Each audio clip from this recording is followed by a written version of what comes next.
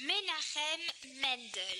Voici une histoire vraie d'un petit garçon nommé Menachem Mendel. C'était vraiment un enfant inhabituel. Quand il était petit, il aimait déjà beaucoup Akadosh Baruch et la Torah. Son plus grand plaisir était d'apprendre la Torah.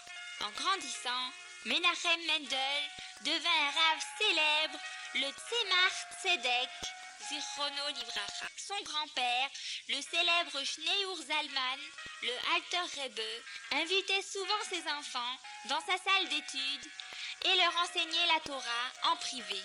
Le petit Menachem Mendel était trop jeune pour assister aux cours de son grand-père. Il n'avait que 9 ans. C'est pourquoi il n'était pas invité à se joindre pour étudier la Torah. Il enviait beaucoup ceux qui avaient la chance d'étudier la Torah avec son grand-père.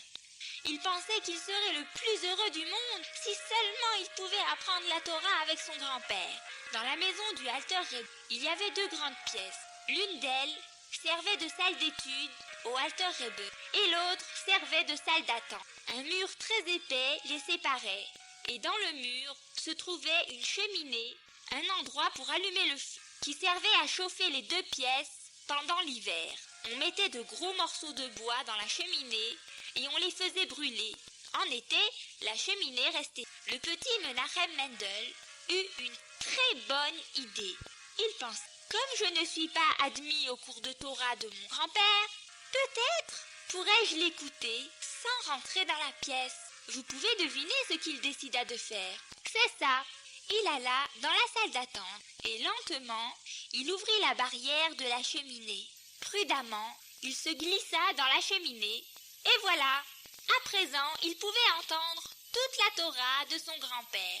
Cela marcha pendant un bon moment. Chaque fois que le Alter Rebbe invitait les enfants dans sa salle d'études pour leur enseigner la Torah, le petit Menachem Mendel s'arrangeait pour être là et écoute. Dans la cheminée, personne ne savait qu'il était là, car Menachem Mendel gardait la chose secrète.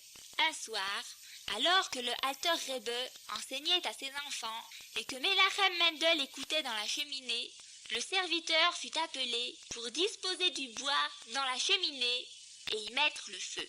Et oui, il commençait à faire froid et on avait décidé d'utiliser la cheminée pour chauffer la maison. Le petit Menachem Mendel était si occupé à écouter chaque mot du Alter Rebbe qu'il ne se rendait même pas compte qu'on posait de grands morceaux de bois juste à côté de lui. Il était si concentré dans l'étude de la Torah qu'il ne remarqua même pas ce qui se passait. Et puis, le serviteur alluma le feu. Soudain, les morceaux de bois enflammés sautèrent hors de la cheminée.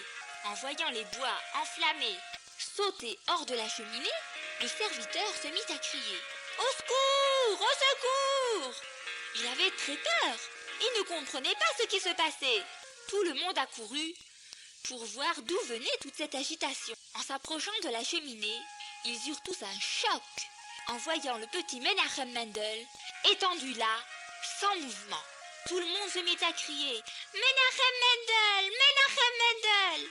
Mais il n'y eut pas de réponse. Prudemment, ils le sortirent de la cheminée et essayèrent de le ranimer.